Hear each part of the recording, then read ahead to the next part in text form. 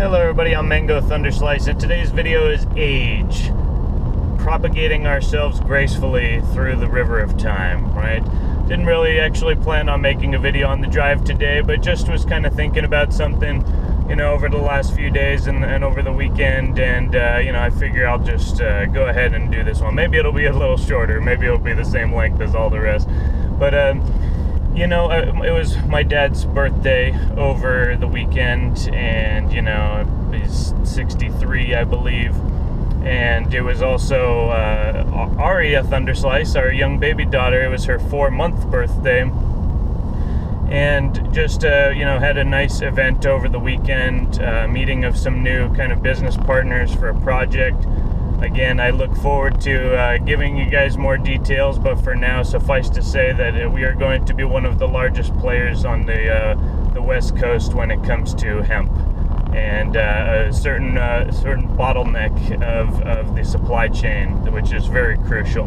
And as we unlock the market for hemp, we basically unlock the potential, again, as I've said in the last video and in a couple videos, we have the potential to decouple ourselves from China, from the existing financial system, right, to return to sound money.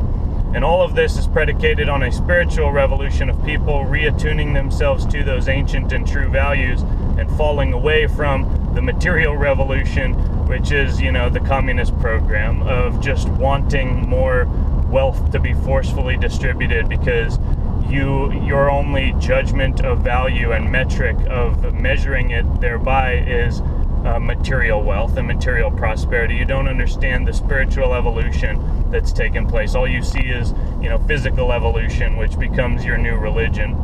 And it's interesting, just while we're on that note, to see how people differentiate, how they think about themselves when they think of themselves as essentially just a naked ape and rising from essentially a caveman state, and essentially because that lineage places so much less responsibility on you. it makes it so that it justifies all of your degeneracy, it justifies all of your failures, because you're just an ape, right? You're just an ape who's trying to figure out how to procreate in a ultimately meaningless, nihilist worldview. And versus if you see yourself as kind of coming down from a creation, as a spark of divine intelligence, you're really, those limits don't exist in terms of your potential, but very strong limits exist on the code of behavior that you can really abide by. Because what true religion is astral hygiene for the purpose of bliss experience, to quote Dave Winter, an old G back in the day, as far as higher dimensional physics and the union of science and spirituality. I'll say it again, the true religion is astral hygiene for the purpose of bliss experience, right? The reason that we follow the rules is so that we can live a relatively happier life. We can live in a state of peace, right? There's only so much happiness that a normal person can experience when they're in fight or flight mode, when they are literally in that animalistic state where all of their adrenaline and hormones are engaged. It's absolutely exhausting to remain in that state for a long period of time. And the people who remain in it for years on years, who have kind of anxiety syndromes, and especially those that, make them worse and propagate them as a result of tuning into the fake news media and just listening to all this propaganda and them twisting people's brains and emotions, just for the sake of exterior political gain. And it really belies, again, the whole worldview. If you see yourself as an ape, you see everyone else as an ape, you don't really have as much of a moral qualm about, kind of exploiting them and extorting them and hurting them and torturing them and killing them even. You start to see the human race as a sort of a cattle species for you to, basically skim off of. And this is totally beyond, any race or religion at a certain point, as much as there are differential results within the different faiths. But, this darkness resides in the heart of man, and there are people across the spectrum who are of this, and, this is why I focus on the metaphysics of those who are resonating with the the astral, component of lead, of basically he who is dead on the inside, who is so calcified that no light reaches in. And again, this is, affiliated with Saturn, right? The dead former star, the former god who got dethroned by the current god. Again, the gods of mythology were always affiliated with the planets, and they have this whole mythology of what the gods were doing up in the heavens, in the skies. And it's all sitting there plainly in front of us, for us to understand clearly. They gave us a story, they gave us the affiliations, and again, this exists across the entire world. Every single culture across the world, from the east to the west, affiliates the same planets with the same days of the week, right? Monday is Moon Day, Wednesday is Woden's Day, Woden is Mercury, Thursday, Thor's Day. I believe Thor is Venus. I don't know all of them off the top of my head, but it's very interesting to recognize that all of the cultures across the world affiliate the same planets with the same days of the week. So if there was a prior global human civilization, it was in tune with what was happening in the skies, right? We assume that everything is as it has always been, and that our current planetary and solar system configuration has always been this way. But what the ancients are telling us with this whole mythology of the gods and the entrance of the Olympians and the loss of the mandate of heaven, in the Chinese tradition, it all belies a story and that the planets were in a different configuration. And there was this whole cataclysm as this interplay between the gods played out. And as a result of all this, when they fell away and now they were cast into Tartarus, into the deep reaches of space, where now they're just, small, like bright stars in the sky. Whereas before they may have been they loomed large, and that's how the ancients knew that Saturn had rings, right? How did they know that if Saturn was always at its current distance from the Earth, relatively speaking? They either had telescopes, powerful telescopes, or they had a memory of Saturn from a prior age when they knew that it had rings because they could witness it closer in the sky. And out of this whole drama, we learned that, the gods, the planets are not, they commanded our reality, but then when they had the war of the gods and then the gods departed, we realized that there is really only one true divine force, and we lost all of those idols as physical presentations in our sky, and all of them became internal, and all these dramas and demons and angels and demigods got internalized into the human psyche, and they very much correlate with real things on the energetic plane that exist outside of us. But again, it's once you understand the universal etheric plane, that even this perception of matter is just properties of the fields that we are inhabiting, and this is how, matter and energy can be transmuted, is by essentially changing the properties of the field. Even chemistry, biology, it's all just a bunch of minute, instantaneous, constant, field changes. And so, getting to the point, as we age, are we propagating ourselves coherently like a laser, or are we just kind of dispersing in entropy and random kind of hedonism like a flashlight? It's, as Ken Wheeler says, a 5-watt laser versus a 5-watt flashlight or light bulb. One is a very dim source of light, and the other you can literally blind yourself. But it belies the power of coherent propagation, and that we can bounce, a laser off a mirror on the moon, supposedly, but it can be done, that lasers will propagate and they will not lose their focus because the very beam itself is in a coherent wavelength. And so it is retaining all of its energy as it propagates. And so when we talk about how to build strength and how to have purpose and meaning and how to connect with, the Creator and the creation, it very much bears on our experience of life and also our endurance of the phenomenon of life. Are we enjoying our ride, or are we really not enjoying the ride? Is it a burden or is it a blessing? It should be a blessing. Even when you are in pain, even if you're suffering, you should still find the strength to see it as a blessing, because you are given the opportunity to overcome it and to help others who, essentially are suffering from the same, who may not necessarily have found the same strength that you have. It's a very real responsibility. It's a very real, privilege at a certain point. But true privilege is born of merit, right? There's privilege in being born even to a wealthy family, regardless, setting aside whether or not the wealth you think was gained, legitimately or illegitimately. Everything that we experience, all the capital that we have infused into this world, our ancestors and our, fathers and grandfathers and mothers and grandmothers have infused into this world, is tremendous. And, the further we get, it's like the less we actually value it.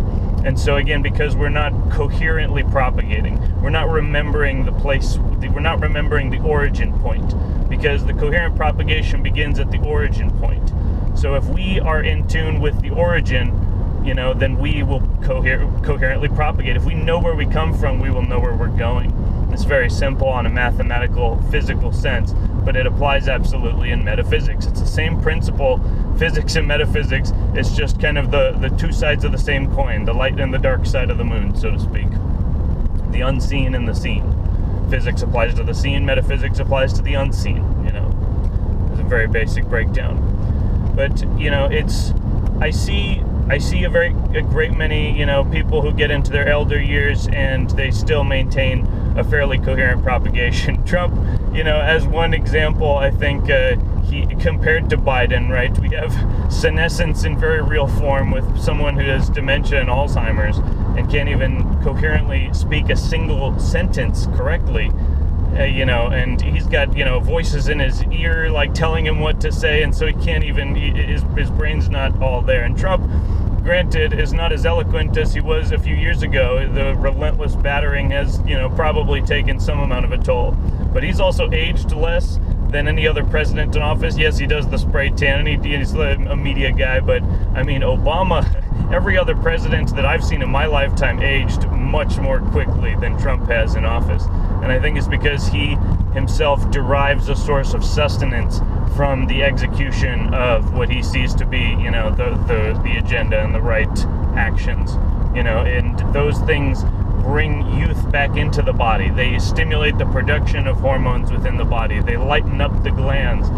And so he who maintains his activity into his elder years and also is building on a great legacy that he himself started with, it adds to the sense of coherent propagation. Again, why, from east to west, people who are normal, they respect their family. Even if they disagree with their family, they understand that it is themselves. And to hate their family is to hate themselves. I may disagree very vehemently with many members of my family, but I've tried many, many times to have peaceful conversations, but there is a certain point where those who have imbibed of the media program are functionally unable to have those conversations, to challenge the worldview that they have now bought into hook, line, and sinker for not just years, but decades. And so it is very much an emotional investment, It's just, it's like when people have to change core aspects of their diet, but times like 30 or 40, and those of us who have actually, learned how to control the diet and understand how to master the, gut flora, and, that's absolutely essential to raising the vibration as well and attuning with God, having that perfect dominion over your body and not just wiping it out like a genocide, right? When you take antibiotics, it's like a genocide for gut flora. It's literally like napalm in the jungle, like nuclear bombs over, Hiroshima and Nagasaki. And you don't need to do that. You can send in the SWAT team, you can send in tactical units, you can do even surgical strikes, if you will. But you have to know what the system is. You have to understand the territory. You have to know the lay of the land before you can address, anything that happens in its territory. And that is your body. It is an infinite horizon, an infinite frontier, if you should choose to turn inward. And that is where, the source of power comes from again. There is no external source of power that we can necessarily plug into. But when our vortex, our cells each have a few microvolts of electricity, when all of them are now producing, and you don't have these gaps and blots, and all of them are sending that energy into a vortex that spirals up the spine, and furthermore, that energy field is aligned with the great rotating vortex of the planet and the solar system and of the universe and the galaxy, well then, my friend, you derive a great deal of sustenance and energy from proper, correct, right action in line with the spirit of the universe. It's like you are riding a wave, and you did not generate the wave, but you can ride Duke Hanamoku, right? He surfed around the island of Hawaii, right? Reportedly, I guess. Maybe it was one of the smaller islands, but I know at least he was able to essentially surf. He held the record that I don't think anybody's ever broken of surfing a wave for just the longest amount of time. And I feel like that is what Trump has been doing, that is what I have been doing, and that is what all of us of good intent who are seeking to change this world in a positive way are going to ride as well. It is the best and easiest way, but you have to open your eyes and your third eye, your pineal gland, to see what is going on.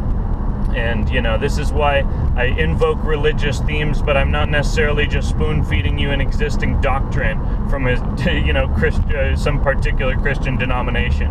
I haven't even fully. I read the kids' version of the Bible when I was a kid, but I've never even fully read the Bible. But I feel like all the stories that the human race has ever generated are contained within my DNA, and this is where I choose to kind of intuit things. And I find that more often than not, when I check my references and I see how much it lines up with reality, it is absolutely astounding. And it's the more that we learn to trust that instinct, that we learn to actually have more beneficial results in the world. And that is how we coherently propagate. And so it very much matters where you start from. It very much matters that you figure out at least what matters to you on a core values level, on an energetic level, before you commit to any sort of big career path, before you necessarily spend, or borrow hundreds of thousands of dollars to go to school of some kind. Make sure you understand what your end is and what your beginning is, and understand how that ties into something that is greater than you and your physical life. There's a lot of latitude within that, but there are archetypal themes that are universal, and it very much often involves family. Am I more taxed and tired than I have ever been in my life? Absolutely. Every day is a marathon, but I also have more energy. My battery capacity expands with its usage, and it's very much gratifying. I'd rather be slightly overtaxed in total service to ultimate purpose than sitting on my couch and basically just playing video games and eating Cheetos and collecting welfare. It's there. Peace and comfort are the enemy of virtue at a certain sense, and it's why we always have to maintain a sort of spiritual wartime stance. Again, we can have a Spartan society that is peaceful, but we can't have a weak society that has peace or law or rules or logic or anything, because it all derives from a single universal structure, which our best word to describe we call logos, and it is the word that God spoke into the universe. The word was God and the word was with God. That structure is everything.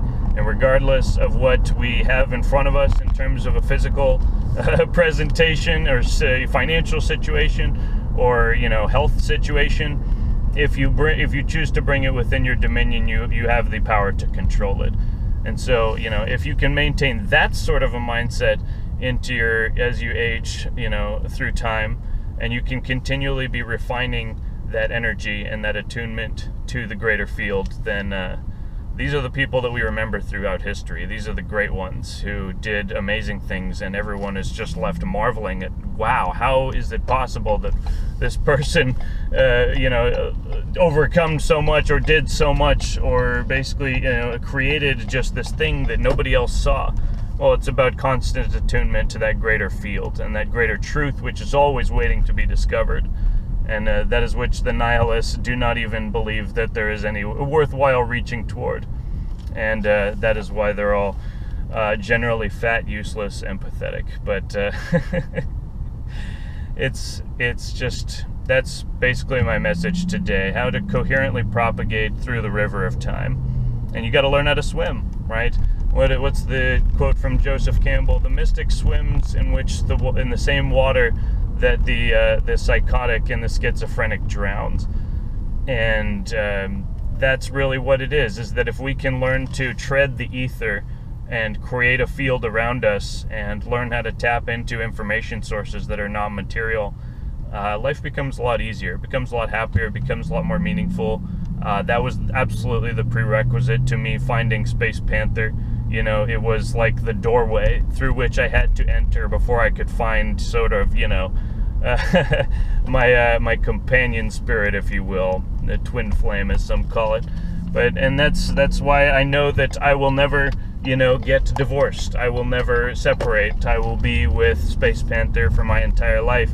And she is exactly who I wanted in the very beginning. She is everything that I asked for, right? You know, and so that is, I constantly remind myself of that. And yes, there's lots of titillation and beauty in the world as well, but there's nothing that compares to ultimate meaning. Nothing at all. And, you know, it's just, it's beautiful to witness the spiritual revolution that's taken place. And it's entertaining, at least in some form, to watch the material quasi-revolution, you know, sputter and crash and burn at a certain point. They think that the whole country is going to side with them and blame Trump for crashing the economy. You know, it's their whole strategy is premised on people being complete morons, and to some degree it works, but in a very large degree they have drunk the Kool-Aid, and they've forgotten that most Americans are not stupid. Most Americans have a very strong sense of common sense. They might be wrong about a lot of things, we all are, but you know, they can figure out bullshit when they see it, when it's very blatant. And right now, it's the most blatant it's ever been across the spectrum. You know, global warming, COVID, gender bending, you know, the whole school system, the medical system, the vaccine regime, Russia, you know, and the true, you know, hidden influence of China. You know, again, I'm not a warmonger, but we have to be honest about everything. And, you know, there's one large communist power left in the world, and it's called the People's Republic of China. And, you know, to the extent that we have willing, you know, idiots in our country willing to lap up communism, it's also a big problem here. But, you know, it's all part of the same program. It's all part of the same field. And that is the river in which we swim. So tread lightly, my friends, but also carry a big stick and, you know, learn how to use it. So that's my video today. Hope you guys are having a good one, and I will see you next time. Cheers.